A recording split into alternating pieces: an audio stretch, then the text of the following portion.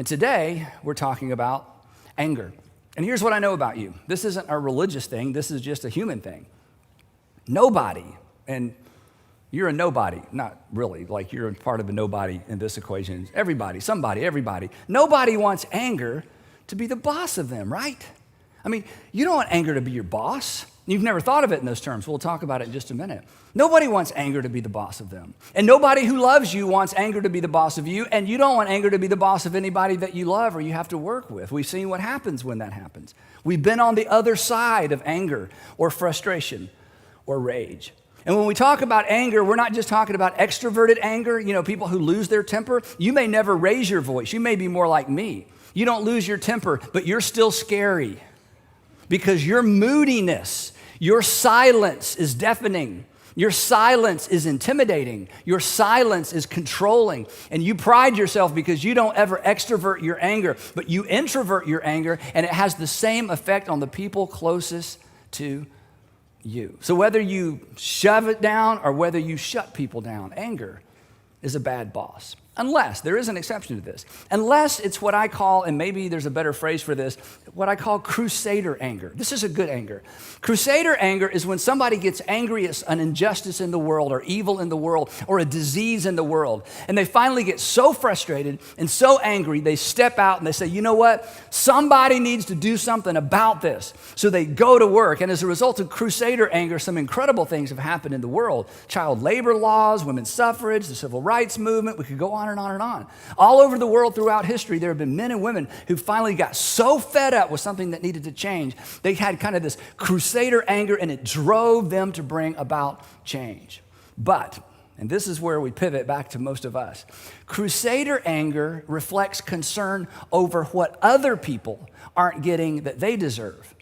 The frustration and the anger that drives us crazy and messes up our relationships and causes us to look in the mirror at times and think, why did I say that? Why do I think that? Why do I behave that way? Is the anger that comes from what happens when I'm not getting what I'm sure I deserve. When you're not getting what you're sure you deserve. So there's a parallel, there's a similarity. One is constructive. One, as you already know, is extraordinarily destructive.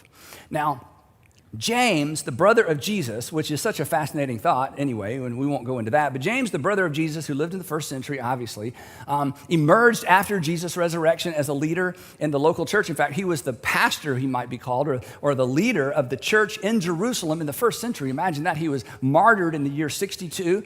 And the fact his martyrdom is not recorded in the Bible. It's not recorded in the book of Acts that tells us what happened after the Gospels. And the reason the martyrdom of James is not recorded in the book of Acts is because when James was martyred, the book of Acts had already been written. It was already out. And so the book of Acts was written before James was martyred, which means the book of Acts was written before 62, which means, I know you don't care, but I do. Before Acts, this is important though, before Acts was written, Luke was written. Everybody agrees that whoever wrote Luke wrote Acts. So it shoves the writing of Acts back, and it shoves the writing of Luke back into the time when they were eyewitnesses of the resurrection. So one of the things that you may have heard in graduate school or college many, many years ago is that, the eyewitnesses of the resurrection didn't write the Gospels. They were written many, many, many years later. There is no evidence for that, and there's lots of evidence to the contrary. So James lived in Jerusalem, the brother of Jesus, martyred. Imagine this. He was killed because he believed his brother was his Lord. That's amazing. And he writes this letter to Christians, primarily to Jewish Christians, and it is full of wisdom. In fact, he had a nickname. He was James the Just. He was such a just person, James the Just. And in this letter that's called the book of James that you can find in your New Testament, in this book, James gives us a principle. And of all the principles, the life-changing principles in the world, I think there are two that are just so extraordinary that if people can get their minds and hearts around these two ideas, it changes everything, especially relationally. And James gives us one of these principles. So I want to walk you through what James says. It's going to be a little bit offensive maybe. It's going to make you kind of push back a little bit and say, I don't know if it's that simple, but I'm telling you, if you, whatever age you're in, wherever you are in relationships, if you will embrace this principle that James gives to us, it will do more to keep anger from ever becoming the boss of you than anything else you can do. And that's a promise.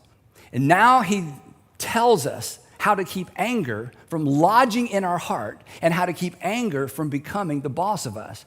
But he launches into this part of the discussion with another question. And here's the question. He says, so having said all that, think about this. What causes fights? I've said if you have wisdom, you'll have humility, and humility leads to more wisdom and understanding about how the world works. And if you allow bitter envy and selfish ambition to lodge in your heart, then there's going to be disorder and fights. And if you don't believe me, then think about this. Where does that hostility, where do fights come from? What causes fights? What causes conflict? What causes fights, he goes on, and quarrels among you? Now, this is a really interesting question. What causes it? He's asking the question, what's the root cause? When some of you see this question, when some of us see this question, we say, well, James, you're asking the question incorrectly.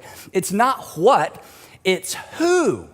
It's who causes fights and who causes quarrels. And I know the answer to that. It's my mom. She will not mind her own business. I am an adult. I have my own family. And my mom just got to tell me how to parent, what to do, when to get up, and it doesn't look right. And every time she walks in my house, I feel judged. And I'm like, I know what causes quarrels. It's not a what, it's a who. It's my dad. It's my brother-in-law. Every time he comes over, you got to talk about my yard and how to do my yard. I'm like, I don't even care. It's not your yard. It's not a what, it's a who. It's my ninth grade son. He knows everything. He knows everything. And the problem is he might really know everything. And everything I do is wrong. And he wins all the arguments. And I feel like, well, how did my ninth grade son get in control of our family? It's my boss.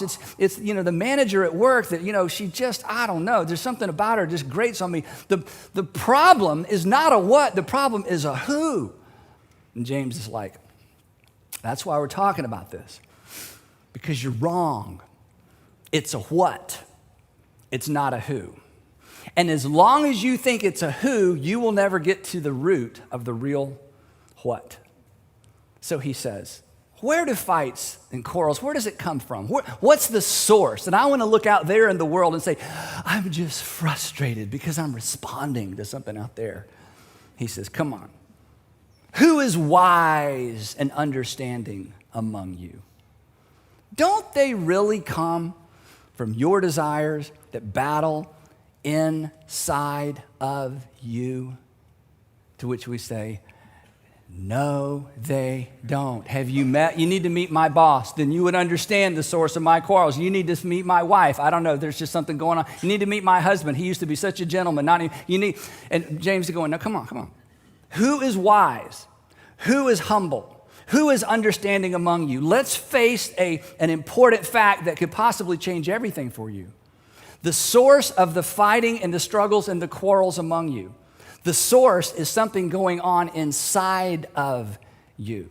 They don't come from his or her inability to see the world the way that you see it, even though that's the way we often see it. Well, I think that, the reason we struggle is because you won't see things my way. And if I could just get you to see things my way, which of course is the right way, if I could just get you to see things my way, then when we wouldn't fight and quarrel, and James says, no, you don't understand the root. And as long as you think the source is out there, you're never going to deal with it, and you're actually going to feed something ugly and dangerous in here. Now, let me pause and say this. This principle, this thing he's teaching us, I'm telling you, it is life-changing. That's not hyperbole. It is relationship-changing. It is relationship healing. In any relationship, if both parties can embrace what James is teaching us and telling us, it changes everything. So let me read the verse again. Don't they come from your desires that battle within you? And the answer is, yes, they do every single time. Because the reason we fight and the reason we quarrel and the reason we're angry is because there's something we want that we aren't getting. There's something we want that we aren't getting. There's something I want. I want respect from him, and I'm not getting respect. I just want you to clean up your room because that shows you that you respect me, and I'm not getting what I want. I just want you to come home on time because we talked about this 10 times, and you promised, and you won't come home on time. I just want you to give me a fair shot. I just want credit for my ideas. I'm upset, and I'm frustrated, and anybody that hears my story says, you're right, but the root of it is not out there. The root of it is in here because I'm not getting what I want. To which I know how you respond. You respond the same way I do. But wait a minute. But I earned it. Right. You earned it. And you want to get what you earned, right? Yeah, and you're not getting what you earned, right? So you're not getting what you want. Oh, well, yeah. But they promised. I mean, come on. They promised and they didn't keep their promise. Right. So you want them to keep their promise. Yeah. So you're not getting what you want. Yeah. Okay. But it wasn't even just. I mean, what they did, anybody who heard my story, what they did wasn't fair. I know. And you want what's fair, don't you? Yes, I want what's fair. You're not getting what's fair, are you? No, you're not getting what you want. Now, I'm just telling you. If you can pause in the moment when the frustration or anger or rage or whatever word you want to use starts rising, and you can pause in the moment and recognize, you know what the problem is? Part of the problem is me. Now, see, parents, this should be so intuitive for us, right? If you're a parent and you have 2 little kids, or at any point had 2 little kids, because you're driving, remember, you got one hand on the wheel, and one hand on the back seat, or 2 rows, and you're going, stop it, be quiet, and your kids are back here negotiating, going, he, she, and you're going, it doesn't matter. It doesn't matter. I don't need to be the judge. I'm just the jury. You're both guilty, so be quiet and quit touching her and get on the other. Why? Because as the parent, you know, the problem isn't really the presenting problem. The problem is there's 2 kids in the back seat, and they both want something, and neither one of them are getting what they want. And it's like our Heavenly Father's going, there's a reason I ask you to call me Heavenly Father, because you're still like children. And at the source, at the root of every single argument and quarrel you've ever had, at the source, the root, the source is not out there. It starts right here. You want something, and you're not getting it. And I'm telling you, the moment you begin to embrace this as a lifestyle, the temperature goes down, and anger will no longer be the boss of you. It won't control, as we're going to see, your moods or your mouth. Now, James goes on because he knows he's got to say this 2 or 3 more times because it's too easy to miss. He says, you desire, but you do not have, so you kill. And we're like, okay, that's got to be hyperbole. Well, it is, but it isn't. His point is this, and this is what should cause all of us to stop and at least consider whether or not this is true. His point is this. He's saying, look, if you don't recognize that the source and the root is in here, not out there, you will carry the potential to do things, you'll carry the potential to take things to an unhealthy, destructive extreme. As long as you think it's him, don't miss this, as long as you think it's him, and since you can't control him, you will feel like you have an excuse not to control you. As long as I think it's her, and it's 100% her, then since I can't control her, I give up all reasoning when it comes to controlling me because she deserves it, he deserves it, they deserve it, whatever it is. And James says, look, I'm telling you, the very thing that leads to murder, it is inside of you. Because what causes murder? Somebody wants something they can't get any other way, or they want something they can't get, and it drives them to murder. Somehow it justifies a response, and they blame the other person. And James says, hey, heads up, all of you wise people, all of you people that are wise and have understanding. That's inside of you. That's inside of you. To think for a moment that you don't have it in you to do something unhealthy to another person in order to get what you want, don't deceive yourself. Be humble enough to recognize, oh my goodness, that resides in me. Then he wraps up like this. He says, come on, you're envious and you can't obtain. You want it and you can't get there. You want a break, you're not getting a break. Everybody got theirs, you haven't gotten yours yet. Everybody got in, you didn't get in yet. Everybody drives one, you don't drive one yet. Everybody else's kids, everybody else. He says, you want it and you can't get, so you fight and you quarrel. You can't get from him what you want. You can't get from her what you want. You can't get the approval, the acceptance. I mean, just fill in the blank. We've all got that stuff. But his point is, come on. The source is not out there. The source is in here. We aren't getting our way. We aren't getting what we want. We're like the kids in the back seat. And our Heavenly Father's going, hey, stop it. I don't want to hear that. Hey, no. We're not going to talk about the details until you can get on your side of the car, your side of the van, your side of the vehicle, and think for a minute. Wait a minute. What's causing this? It's not her. See, again, if I shake you up, what comes out is what's in there. And you can't say, well, if you'd stop shaking me, this wouldn't be in here. No. What comes out is what's in there. And what does conflict do? Conflict just shakes us up. And what comes out? Oh, my goodness. I just want my way. I want what I deserve. I want what was promised. And of course, just to make sure you don't hear me saying something I'm not, of course there are circumstances that should upset you. And of course being treated unfairly should upset you. And of course not having a promise kept should upset you. But in the middle of the conversation, as it dawns on you, mature, wise people of understanding pause and say, you know what? Part of the problem is, not the whole problem, but part of the problem, my part of the problem, the source of the problem is, I'm not getting what I want. And I'm telling you, when you can own your slice of the argument pie, when you can own your slice of the argument pie, the temperature comes down and anger and rage and frustration will no longer be the boss of you. Now, I've taught this passage many times. I think I should teach it every 6 months because it's easy, but it's easy to forget. And so every time I teach this, I recommend that you do something that's a little bit odd, but every time I suggest this, I get responses where people who did this and they say it was kind of weird, but it's kind of funny, and now it's become part of the rhythm of our life. So if you're a married couple, if you're in a serious relationship, if you have a roommate and you and the roommate are kind of back and forth and both of you hear this talk, I'm telling you, any two people who embrace this idea, this changes everything. So I suggest, I do this with Sandra, we just kind of laugh about it. I suggest that you actually say this out loud in the middle of the conflict, even if you're the only person who understands the principle. But if both of you understand it, I'm telling you, it's amazing what happens. You just, you're having a conflict, you're having an argument, try it at work, even with people who don't know about this. And you say, you know what, do you know what part of the problem is, don't you? Do you know what part of the problem is? I'm not getting what I want. There is no comeback to that. That's like, wait, what? Yeah, you know what part of the problem is? I'm not getting what I want. Right. And I guess I'm not getting wow. So I tell you what, let's send each other to each other's room. I'm going to send myself to my room, and you send yourself to your room, and I'm going to sit in my room until finally I kind of own my slice of the pie. And once I own my slice of the pie, then I'm going to come back out and we're going to talk. Imagine saying that in the middle of a conflict. And let me tell you what, this is true. It is part of the problem. I'm not saying it's the whole problem, but in many cases, it's a bigger part than we want to know about or own.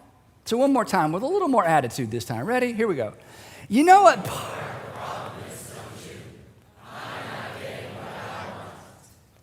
Just try that. James says, I tell you what, if you do that, you're wise. You know how the world works. You do that, you own that, you're a person who's humble because you understand how the world works. You're someone with insight. You're someone with knowledge of self, self-knowledge. That means you have emotional IQ, you have EQ that is so powerful and goes beyond the average because you're able to stop in the middle and say, okay, part of the problem is. So I want to ask you a question. This isn't a James question. This is just a me question. What is your relationship with anger? I know it's an odd question. What is your relationship with anger?